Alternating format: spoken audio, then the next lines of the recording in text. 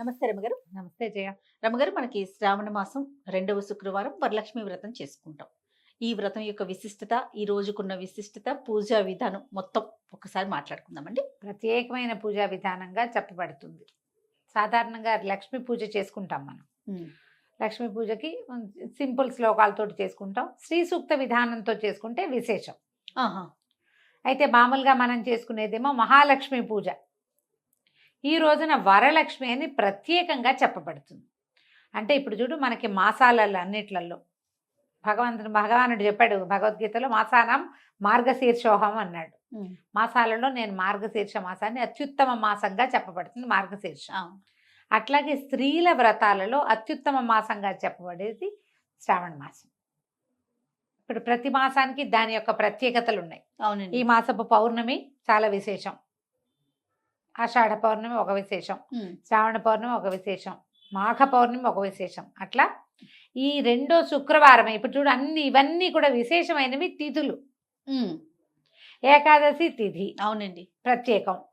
కృష్ణాష్టమి చేసుకుంటాం, అష్టమి తిథి విశేషము. వినాయక చవితి తిథి విశేషం. ఎందులోనూ వారం లేదు చూడు. అవునవును, తిదే ప్రధానం. తిదే వారాలు దేనికి చెప్పుకుంటాము? మాఘపు ఆదివారాలు 4 ఆదివారాలు చెప్పుకుంటాం. మాఘాదివారాలు, కార్తీక సోమవారాలు, ఇవి మనకు విశేషంగా కనపడతాయి. అట్లాగే శ్రావణ శుక్రవారాలు కూడా అలాంటి విశేషమైనవే రోజులుగా చెప్తారు. 4 శుక్రవారాలు అయితే అందులో 2వది ప్రత్యేకంగా వరలక్ష్మి శుక్రవారంగా పేరు పెట్టబడి చెప్పబడి ఉంది. ఈ రోజున చేసిన పూజ అమ్మవారికి తప్పకుండా అందుతుందని, ఖచ్చితంగా మనం ఇది తప్పకుండా, అంటే శ్రద్ధలోపం లేకుండా చేస్తే విశేషమైన ఫలితం లభిస్తుందని చెప్తారు. ఇప్పుడు ఇది కథల్లో చెప్తారు, కానీ మనకి ఒక మనస్సమాధానంగా ఉంటుంది. పూజ చేసుకున్నాం అనుకో, చక్కగా అందరికీ వాయినాలు ఇచ్చి పసుపులు కుంకాలు కొత్త బట్టలు, అమ్మవారి పూజ అలంకరణ, అయ్యవారు వచ్చి ఏదైనా కాస్త అభిషేకం చేసి మనకు తీర్థం ఇస్తే ఒక ప్రసన్నత వస్తుంది మనకి మనసుకి. అది చాలా ముఖ్యమైనది ఇందులో. దీంట్లో అధికం ఫలం నీకు ఎంత బాగా గ్రాండ్గా చేసుకోగలగవో అంత చేసుకోవచ్చు. ఏమీ చేసుకోలేవు, ఒట్టి పూజ చేసుకో, సరిపోతుంది. అదైనా సరిపోతుంది. ఇది ప్రత్యేకంగా ఒక కథలో చెప్పబడింది కాబట్టి ఈ శుక్రవారము విశేషంగా చెప్తారు. ఈ వరలక్ష్మి శుక్రవారానికి ఒక చిన్న కథే, శుక్రవారపు గాథ చాలా చిన్నది. ఏం చెప్తారు? చారుమతి దేవి అని ఒక స్త్రీ, బ్రాహ్మణ స్త్రీ. ఆవిడ అత్తమామల్ని ఎంతో బాగా చూసుకునేది, భర్తతో అన్యోన్యంగా ఉండేది, ఇంటికి వచ్చిన అతిథి అభ్యాగతుల్ని చూసేది. చాలా చక్కటి గుణవంతురాలైన హౌస్ వైఫ్ అనుకుందాం, గృహిణి. ఆమెకు ఒకనాడు కలొచ్చి వరలక్ష్మీదేవే కల్లో కనపడింది. ఆమె వరాలు ఇచ్చినట్టుగా కనపడింది కాబట్టి వరలక్ష్మి అనుకున్నారు.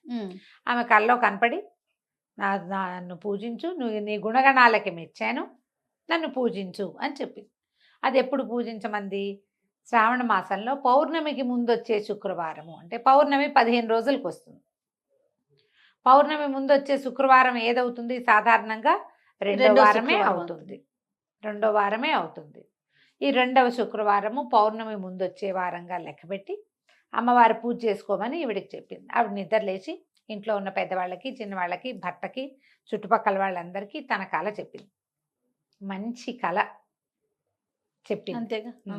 చెప్తే వాళ్ళందరూ వెయిట్ చేశారు, చూశారు శ్రావణ మాసం ఎప్పుడు వస్తుందా అని. చూసి శ్రావణ మాసం రాగానే ఈ 2వ శుక్రవారం కోసం వేచుండి చక్కగా విశేషంగా ఇళ్ళు వాకిళ్ళు అన్నీ అలికి ఒక చిన్న మండపం ఏర్పరిచి పంచపల్లవాలు మర్రి, రావి, జువ్వి, మేడి, మామిడి, ఈ పంచపల్లవాలతోటి కలశాన్ని ఏర్పరిచి, మామూలు కలశం మనం ఏం చేస్తాం, మామిడాకులు పెట్టి కలశం పెడతాం, లేదా తమలపాకులు కూడా పెట్టే పద్ధతి కనిపిస్తుంది. అప్పుడు పంచపల్లవాలు దొరికే కాలం అది. ఇప్పుడు మర్రి, రావి, జువ్వి చెట్లు కూడా గుర్తుపట్టలేరు. మర్రి, రావి చాలా మంది గుర్తుపడతారు, జువ్వి చెట్టు గుర్తుపట్టలేరు జయ. అవునండి. మేడి, మామిడి ఇవి కూడా అక్కడక్కడ కనపడతాయి. మేడి ఇప్పుడు మన ఔదుంబర వృక్షం అని పూజించుకుంటాం కదా, ఈ పల్లవాలతోటి, ఆ చిగుళ్ళు ఆకులతోటి కలశం ఏర్పరిచి చక్కగా సాంగంగా వరలక్ష్మి పూజా విధానం జరుపుకున్నారు. మామూలు వ్రత విధానం ఎలా అంటే, మనం పూజ చేసుకునేటప్పుడు మహాలక్ష్మి అయి నమః అనే చోట వరలక్ష్మి అయి నమః అంతే. అమ్మవారి పేరు వరలక్ష్మిగా ఈ సమయంలో ఈమెని ఈ పేరుతో పిలవాలి, ఇది లెక్క.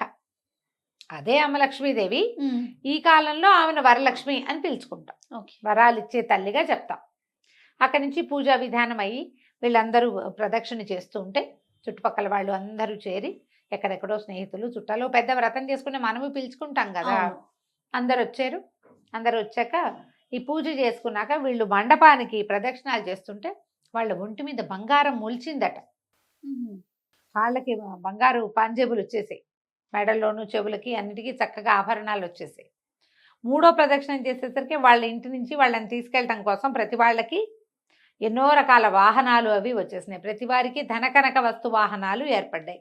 1 సంవత్సరం పూజ చేసి అందరు కలిసి పూజ చేసుకుని ప్రదక్షిణ చేస్తేనే ఇంత విశేషమైన ఫలితం లభించింది.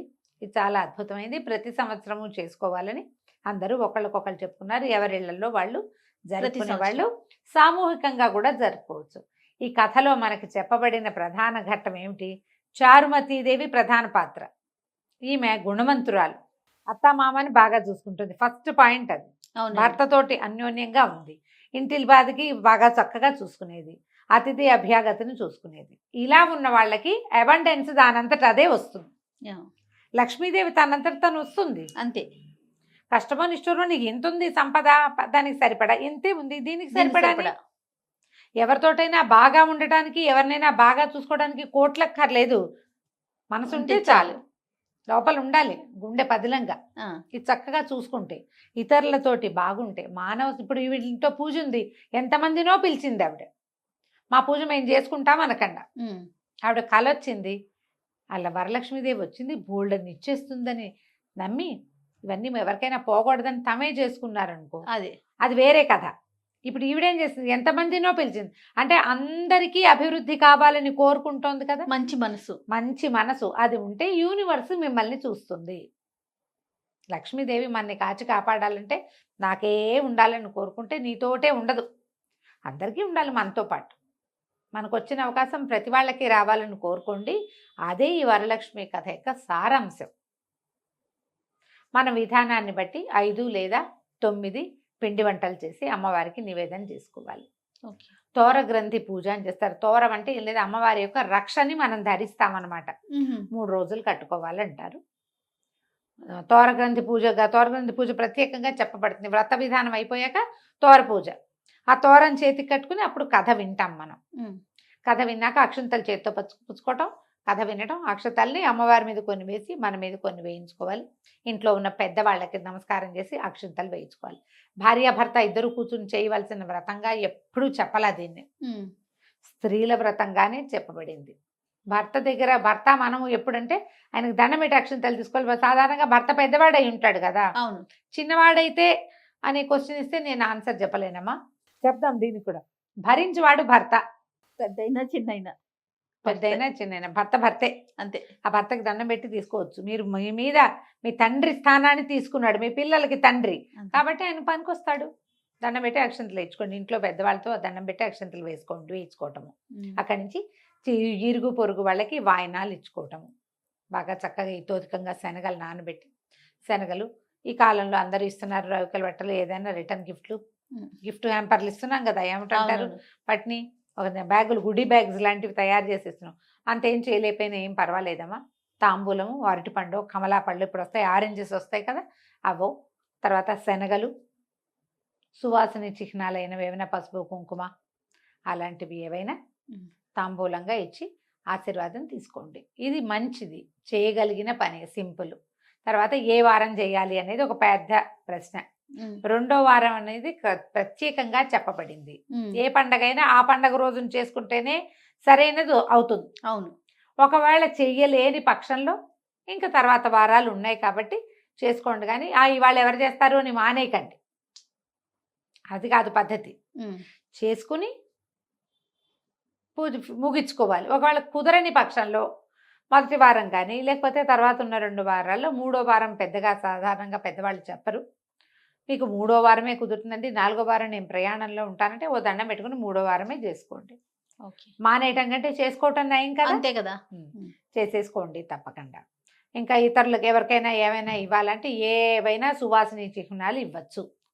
సువాసిని సంబంధిత వస్తువులు, పసుపులు, కుంకాలు, గోరింటాకు, బొట్లు, కాటికలు, హ్యాండ్ బ్యాగులు, చీరలు అలాంటివి ఏవైనా మన ఇష్టం. మీ ఓపికను బట్టి అమ్మవారికి సమర్పించవచ్చు. అమ్మ లక్ష్మీదేవికి శనగపిండి ఇష్టం, శనగ ఇష్టం అంటారు, ఆమె ఇష్టమైన వస్తువు.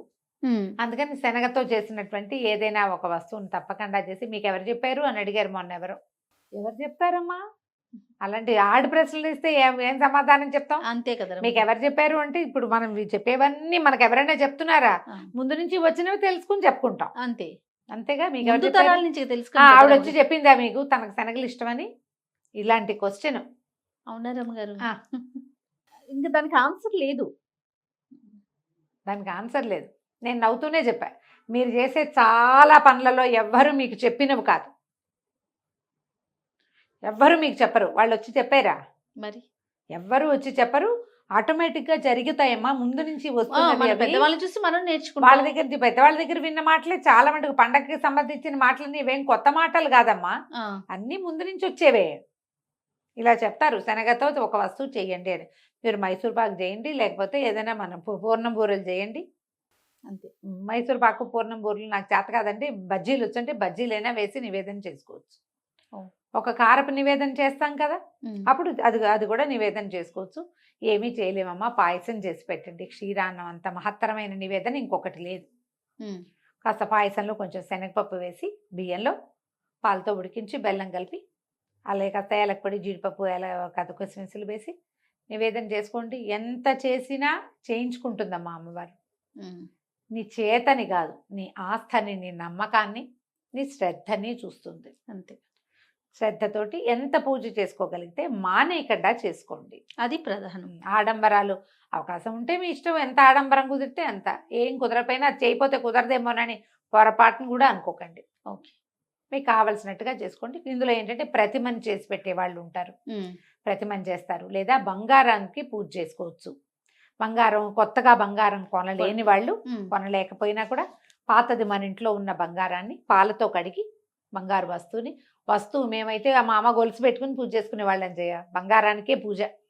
నిజంగా నేను అబద్ధం చెప్పటం లేదు, చాలా పాత సంగతి. మేము వరలక్ష్మి వ్రతంగా మాకు తెలియదు, పూజగానే చేసుకునే వాళ్ళం.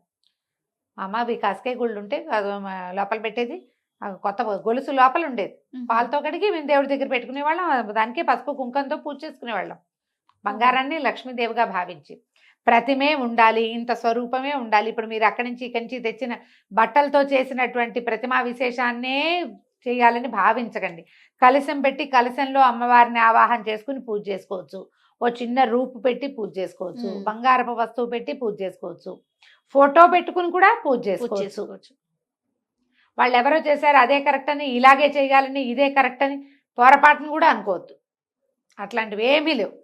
మీరు ఏది చేసుకోగలిగితే, మీ ఇంట్లో ఏది ఉంటే, మీ మనసుకి ఏది నచ్చితే అది చేసుకోవాలి. వాళ్ళకు అది కుదిరింది వాళ్ళు అది చేసుకుంటారు, మీకు ఇది కుదిరింది మీరు ఇది చేసుకోండి. మానేయకుండా చేయండి, అది ప్రధానం, అది చాలా ప్రధానం. ప్రతిమలు చేసుకుని మేము చేసేవాళ్ళం. కొబ్బరికాయకి ముఖం ఇది చేసి, ఇప్పుడు వెండి ముఖాన్ని పెట్టడం కాదు చేయ, పసుపును కొంచెం శనగపిండి పెసరపిండి కలిపి ముఖం చేసి, కళ్ళు ముక్కు అన్నీ చేసి అలంకారం చేసి, నేను మా ఇంట్లో ఉన్న నా దగ్గర ఉన్న బంగారు వస్తువులన్నీ కలశానికి అలంకరించుకుంటాను. ఈ అమ్మవారికి అలంకరిస్తాం. ప్రతిమ చేసుకునే అలవాటు ఉంది మా ఇంట్లో కూడా. బొమ్మ చేయటం అంటారు, అవుది, చేసుకుని పూజ చేసుకుంటాం. అప్పుడు కూడా ఒక బంగారు వస్తువు పెట్టుకుంటాం. నేనేమో ఎవ్రీ ఇయర్ గోల్డ్ కొన్నమ్మా, అదే అంత శ్రద్ధ ఏం లేదు. ఎప్పుడో కుదిరినప్పుడు కొనుక్కుంటాం. రూపులు మనం బంగారం కొనుక్కోవడానికి ఒక విధానంగా, ఇప్పుడు రూపులు కొనుక్కోవటం ఒక పద్ధతి. అవును, ప్యూర్ గోల్డ్ కనుక కొనుక్కున్నామంటే రేపొద్దున పిల్లలకి కలిసి వస్తుంది. ఈ పేరుతోటైనా 1 గ్రామో 2 గ్రాములో బంగారం తప్పకుండా కొంటాం కదా. మేము ఈ అవకాశాన్ని బట్టి చేయండి అమ్మా. ఏది చేసినా మంచిదే, మానేయకుండా ఉంటే చాలు. సంతోషం. నమస్తే. నమస్తే జయ.